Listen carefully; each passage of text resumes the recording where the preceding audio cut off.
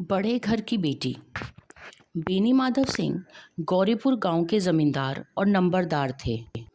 उसके पितामह किसी समय बड़े धन धान्य से संपन्न थे। गांव का पक्का तालाब और मंदिर, जिसकी अब मरम्मत भी मुश्किल थी, उन्हीं के कीर्ति स्तंभ थे। बेनी माधव सिंह अपनी आधी से अधिक संपत्ति वकीलों को भेंट कर चुके थे। उनकी वर्तमान आय 1,000 वार्षिक से अधिक न थी। ठाकुर साहब के दो बेटे थे। बड़े का नाम शिखर सिंह था। उसने बहुत दिनों के परिश्रम और उद्योग के बाद बीए की डिग्री प्राप्त की थी। अब एक दफ्तर में नौकर था। छोटा लड़का लाल बिहारी सिंह दोहरे बदन का सजीला जवान था। भरा हुआ मुखड़ा, चौड़ी छाती, भैंस का 2 सेर ताजा दूध वह सवेरे उठकर पी जाता था। शिखर सिंह की दशा बिल्कुल विपरीत थी। इन नेत्रप्रिय गुणों को बीए इन्हीं 2 अक्षरों पर न्यौछावर कर दिया। इन 2 अक्षरों से उसके शरीर को निर्मल और चेहरे को कांतिहीन बना दिया था। श्रीखंड इस अंग्रेजी डिग्री के अधिपति होने पर भी पाश्चात्य सामाजिक प्रथाओं के विशेष प्रेमी न थे, बल्कि वे बहुधा बड़े जोर से उसकी निंदा और तिरस्कार किया करते थे। दशहरे के दिनों में वे बड़े उत्साह से रामलीला में सम्मिलित होते और स्वयं किसी न किसी पात्र का अभिनय करते थे। प्राचीन सभ्यता का गुणगान उनकी प्रकृति का प्रधान अंग था। सम्मिलित कुटुंब के तो वे एकमात्र उपासक थे। आजकल स्त्रियों को कुटुंब में मिलजुल कर रहने की जो अरुचि होती है, उसे वह जाति और देश दोनों के लिए हानिकारक समझते थे। यही कारण था कि गांव की ललनाएं उनकी निंदक थी। कोई कोई तो उन्हें अपना शत्रु समझने में भी संकोच न करती। स्वयं उनकी पत्नी को इस विषय में उनसे विरोध था। यह इसलिए नहीं कि उसे अपने सास ससुर, देवर या जेठ आदि से घृणा थी, बल्कि उसका विचार था, यदि बहुत कुछ सहने पर भी परिवार के साथ निर्वाह ना हो सके तो आए दिन के कलह से जीवन को नष्ट करने की अपेक्षा अच्छा है कि अपनी खिचड़ी अलग पकाई जाए। आनंदी एक बड़े उच्च कुल की लड़की थी। उसके बाप एक छोटी सी रियासत के तालुकदार थे। विशाल भवन, एक हाथी, 3 कुत्ते, झाड़फानूस, ऑनरेरी मजिस्ट्री और ऋण, जो एक प्रतिष्ठित तालुकदार के योग्य पदार्थ हैं, यहाँ सभी विद्यमान थे। नाम था भूप सिंह। बड़े उदार प्रतिभाशाली पुरुष थे, पर दुर्भाग्य से लड़का एक भी ना था। आनंदी चौथी लड़की थी। वह अपनी सब बहनों से अधिक रूपवती और गुणवती थी। इससे ठाकुर भूप सिंह उसे बहुत प्यार करते थे। सुंदर संतान को कदाचित उसके माता पिता अधिक चाहते हैं। ठाकुर साहब बड़े धर्म संकट में थे कि आनंदी का विवाह कहाँ करें। ना तो यह चाहते थे कि ऋण का बोझ पड़े, और ना यही स्वीकार था कि उसे अपने को भाग्यहीन समझना पड़े। एक दिन शिखर सिंह उनके पास किसी चंदे का रुपया मांगने आए। भूप सिंह उनके स्वभाव पर रीझ गए और धूमधाम से शिखर सिंह का आनंदी के साथ विवाह हो गया। आनंदी अपने नए घर में आई तो यहाँ रंग ढंग कुछ और ही था। जिसे टीम टाम और उसे बचपन से उसकी आदत थी, यहाँ नेम नाम मात्र को भी नहीं था। हाथी घोड़ों का तो कहना ही क्या, कोई सजी हुई सुंदर बहली तक ना थी। रेशमी स्लीपर साथ लाई थी, पर यहाँ बाग कहाँ जहाँ वह सैर करती। मकान में खिड़कियाँ खिड़कियाँ तक ना थी। न जमीन पर फर्श, न दीवार पर तस्वीरें। वह एक सीधा साधा देहाती गृहस्थ का मकान था। किंतु आनंदी ने थोड़े दिनों में ही अपने आप को इस नई परिस्थिति के साथ अनुकूल बना लिया, मानो विलास के सामान कभी देखे ही नहीं थे। एक दिन दोपहर के समय लाल बिहारी सिंह 2 चिड़ियाँ लाए और भावत से बोला, जल्दी से पका दो, मुझे भूख लगी है। आनंदी भोजन बनाकर उसकी राह देख रही थी। अब वह नया व्यंजन बनाने बैठी। हांडी में देखा तो घी पाव भर से अधिक न था। बड़े घर की बेटी किफ़ायत क्या जाने, उसने सब घी मांस में डाल दिया। लाल बिहारी खाने बैठा तो दाल में घी न था। बोला, दाल में घी क्यों नहीं छोड़ा? आनंदी ने कहा, घी तो सब मांस में पड़ गया। लाल बिहारी जोर से बोला, अभी परसों ही घी आया और इतनी जल्दी उठ गया? आनंदी ने उत्तर दिया, आज तो कुछ पाव भर रहा होगा, वह सब मैंने मांस में डाल दिया। जिस तरह सूखी लकड़ी जल्दी से जल उठती है, उसी तरह शुदा से बावला मनुष्य जरा जरा सी बात पर तिनक जाता है। लाल बिहारी को भावच की ढिठाई बहुत बुरी लगी। तिनक कर बोला, मैके में तो जैसे घी की नदी बहती हो। स्त्रियां गाली सह लेती है, मार भी सह लेती है, पर उससे मैके की निंदा नहीं सही जाती। आनंदी मुंह फेर कर बोली, हाथी मरा तो भी 9 लाख का, वहां इतना घी तो नित्य नाई का हार खा जाते हैं। लाल बिहारी जल गया। थाली उठाकर पटक दी और बोला, जी चाहता है आपकी जीभ खींच लूं। आनंदी को भी क्रोध आ गया, मुंह लाल हो उठा। बोली, वे होते तो आज इसका मजा चखा देते। अब अनपढ़ उज्जड़ लाल बिहारी से रहा नहीं गया। खड़ा उठाकर आनंदी की ओर जोर से फेंकी और बोला, जिसके गुमान पर फूली हुई हो उसे भी देखूंगा और तुम्हें भी। आनंदी ने हाथ से खड़ाऊ रोकी, पर सिर बच गया। उंगली में काफी चोट आई। क्रोध के मारे हवा से हिलते हुए पत्ते की तरह कांपते हुए कमरे में आकर खड़ी हो गई। स्त्री का बल और पुरुषत्व का घमंड होता है। आनंदी खून का घूंट पीकर रह गई। शिखर सिंह शनिवार को घर आया करते थे। बृहस्पतिवार को यह घटना घटी थी। 2 दिन तक आनंदी कोप भवन में रही। ना कुछ खाया ना कुछ पिया, बस शिखर सिंह की बाट देखती रही। अंत में शनिवार को नियम अनुसार संध्या के समय पर वह घर आए और बाहर बैठकर कुछ इधर उधर की बातें, कुछ देश काल संबंधी समाचार, कुछ नए मुकदमों आदि की चर्चा करने लगे। यह वार्तालाप 10 बजे रात तक होती रही। गांव के भद्र पुरुषों को इन बातों में ऐसा आनंद मिलता है कि खाने पीने की भी सुध नहीं रहती। शिखर सिंह को पिंड चुड़ाना मुश्किल हो जाता था। ये 2-3 घंटे आनंदी बड़े कष्ट से काटे। किसी तरह भोजन का समय आया, पंचायत उठ गई। एकांत हुआ तो लाल बिहारी ने कहा, भैया आप जरा भाभी को समझा दीजिएगा, मुंह संभाल कर बातचीत किया करे, नहीं तो एक दिन अनर्थ हो जाएगा। बेनी माधव सिंह ने बेटे की ओर से साक्षी दी। हाँ, बहू बेटियों के यह स्वभाव अच्छा नहीं कि मर्दों की मुंह लगे। लाल बिहारी बोला, वे बड़े घर की बेटी है तो हम भी कोई कुम्मी कमार नहीं है। शिखर सिंह चिंतित स्वर में पूछा, आखिर क्या बात हुई?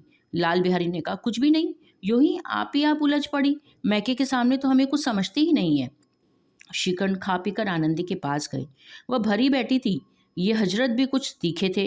आनंदी ने पूछा, चित्त तो प्रसन्न है? शिखर सिंह बोले, बहुत प्रसन्न है, पर आज तुमने घर में क्या उपद्रव मचा रखा है? आनंदी की त्योरी चढ़ गई। झुंझलाहट के मारे बदन में ज्वाला सी दहक उठी। बोली, जिसने तुम्हें आग लगाई है उसे पाऊं तो मुंह झुलस दूं। इतनी गर्म क्यों होती हो? बात तो कहो। क्या कहूं? यह मेरे भाग्य का फेर है, नहीं तो एक गवारा छोकरा जिसको चपरासीगिरी करने का भी शऊर नहीं है मुझे खड़ाऊ से मारकर यूं अकड़ता। सब हाल साफ साफ कहो तो मालूम हो, मुझे तो कुछ भी नहीं पता। परसों तुम्हारे लाडले भाई ने मुझसे मांस पकाने को कहा। घी हांडी में पाव भर से अधिक नहीं था, मैंने मांस में डाल दिया। जब खाने बैठा तो कहने लगा, दाल में घी क्यों नहीं है? बस इसी पर मैके को बुरा भला कहने लगा। मुझसे रहा नहीं गया। मैंने कहा कि वहाँ इतना घी तो नाई का हार खा जाते हैं और किसी को भी जान नहीं पड़ता। बस इतनी सी बात पर उस अन्यायी ने मुझ पर खड़ाऊ फेंक मारी। यदि हाथ से ना रोकती तो सिर फट जाता। उसी से पूछो मैंने जो कुछ कहा वह सच है या झूठ है। शिखर सिंह की आंखें लाल हो गई। बोले, यहाँ तक हो गया उस छोकरे का साहस? आनंदी स्त्रियों के स्वभाव अनुसार रोने लगी, क्योंकि आंसू उनकी पलकों पर रहते हैं। शिखर धैर्यवान शांत पुरुष थे। उन्हें कदाचित ही क्रोध आता था, पर स्त्रियों के आंसू पुरुषों की क्रोधाग्नि भड़काने में घी का काम करते हैं। रात भर कड़वत बदलते रहे। उद्विग्नता के कारण पलक तक नहीं झपकी। प्रातःकाल अपने बाप के पास जाकर बोले, दादा अब इस घर में मेरा निर्वाह ना होगा। इस तरह की विद्रोहपूर्ण बातें कहने पर शिखर सिंह ने कितनी ही बार अपने मित्रों को हाड़े हाथ लिया है, परंतु दुर्भाग्यवश आज उन्हें स्वयं ही बातें अपने मुंह से कहनी पड़ी। दूसरों को उपदेश देना भी कितना सहज है। बेनी माधव सिंह घबरा गए। बोले, क्यों?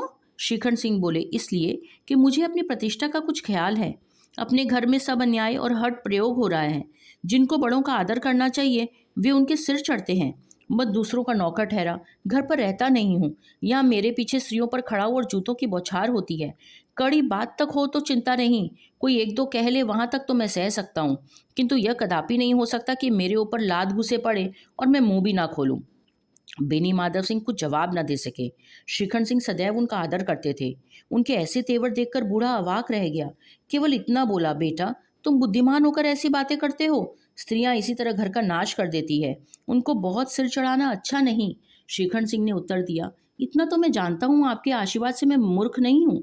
आप स्वयं जानते हैं मेरे ही समझाने बुझाने से इस गांव के कई घर संभल गए, पर जिस स्त्री की मान प्रतिष्ठा का ईश्वर के दरबार में मैं उत्तरदाता हूँ उसके प्रति ऐसा घोर अन्याय और पशुवत व्यवहार असहनीय है।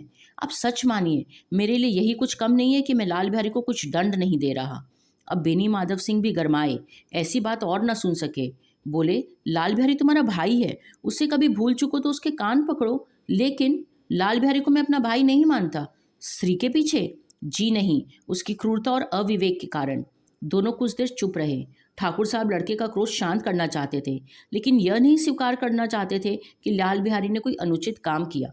इसी बीच गांव के और कई सज्जन हुक्के चिलम के बहाने वहां आ बैठे।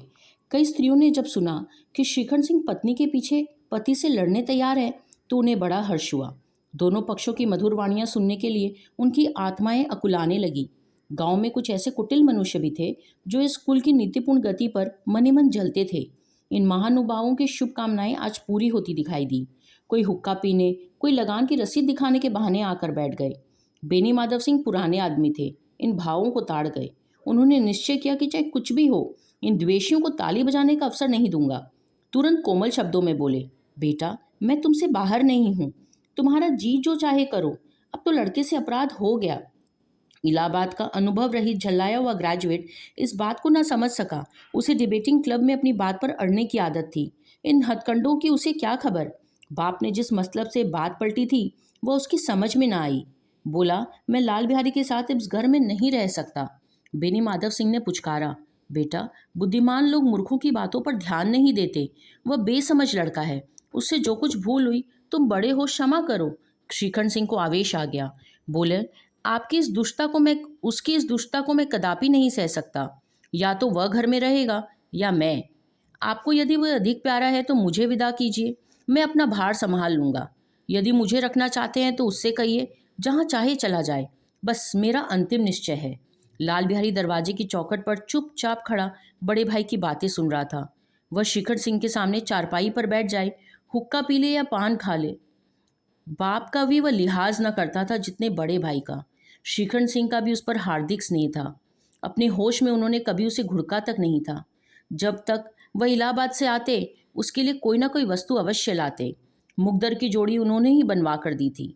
पिछले साल जब उसने अपने से जोड़ी जवान को नाग पंचमी के दिन दंगल में पछाड़ दिया तो उन्होंने पुलकित होकर अखाड़े में ही जाकर उसे गले लगा लिया और 5 रुपए के पैसे लुटाए। ऐसे भाई के मुंह से आज ऐसी हृदय विदारक बातें सुनकर लाल बिहारी को बड़ी ग्लानि हुई। वह फूट फूट कर रोने लगा। इसमें कोई संदेह नहीं कि अपने किए पर वह पछता रहा था। भाई के आने के एक दिन पहले ही उसकी छाती धड़कती थी कि देखूं भैया क्या कहते हैं। मैं उनके सम्मुख कैसे जाऊंगा, उनसे कैसे बोलूंगा, मेरी आंखें उनके सामने कैसे उठेंगी। उसने समझा था कि भैया मुझे बुलाकर समझा देंगे। इस आशा के विपरीत आज उसने उन्हें कठोरता की मूर्ति बने हुए पाया। वह मूर्ख था, परंतु उसका मन कहता था कि भैया मेरे साथ अन्याय कर रहे हैं। यदि श्रीखंड सिंह उसे अकेले में बुलाकर 2-4 कड़ी बातें कह देते, इतना ही नहीं 2-4 तमाचे भी लगा देते, तो कदाचित उसे इतना दुख नहीं होता। पर भाई का यह कहना कि अब मैं उसकी सूरत नहीं देखना चाहता, लाल बिहारी से सहा नहीं गया। वह रोता हुआ घर आया, कोठरी में जाकर कपड़े पहने, आंखें पोंछी, जिससे कोई यह ना समझे कि वह रो रहा था। उसके उपरांत वह आनंदी के द्वार पर आकर बोला, भाभी, भैया ने निश्चय किया है कि मेरे साथ इस घर में नहीं रहेंगे। अब वे मेरा मुंह भी नहीं देखना चाहते, इसीलिए मैं जाता हूँ। उन्हें फिर न मुंह दिखाऊंगा। मुझसे जो कुछ अपराध हुआ उसे क्षमा करना। यह कहते कहते लाल बिहारी का गला भर आया। जिस समय लाल बिहारी सिर झुकाए आनंदी के द्वार पर खड़ा था, उसी समय श्रीखंड सिंह भी आंखें लाल किए बाहर से आए। भाई ने देखा तो घृणा से आंखें फेर ली और कतरा कर निकल गए, मानो उसकी परछाई से भी दूर भगाना चाहते हैं। आनंदी ने लाल बिहारी की शिकायत की थी, लेकिन अब मन में पछता रही थी। वह स्वभाव से ही दयालु थी। उसे यह तनिक भी ध्यान नहीं था कि बात इतनी बढ़ जाएगी। वह मन ही मन पति पर झुंझला रही थी कि इतने गर्म क्यों होते हैं।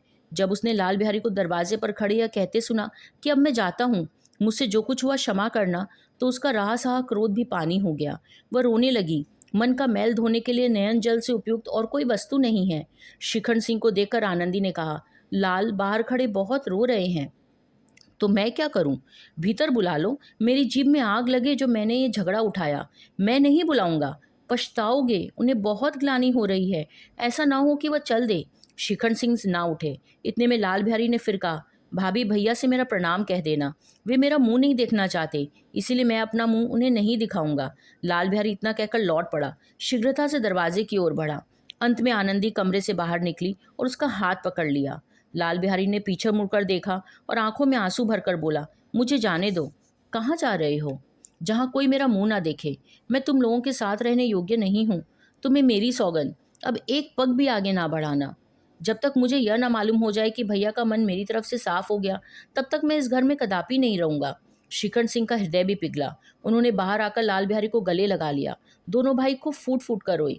लाल बिहारी ने सिसकते हुए कहा, अब कभी मत कहिएगा कि तुम्हारा मुंह न देखूंगा। इसके सिवा जो दंड देंगे मैं सहज स्वीकार करूंगा।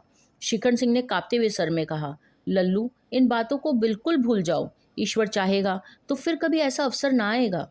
बेनी माधव सिंह बाहर ही आ रहे थे। दोनों भाइयों को गले मिलते देखकर आनंद से पुलकित हो गए और बोल उठे, बड़े घर की बेटियां ऐसी ही होती है, बिगड़ता हुआ काम बना लेती है। गांव में जिसने यह वृतांत सुना, उसी ने इन शब्दों में आनंदी की उदारता को सराहा। बड़े घर की बेटियां ऐसी ही होती है।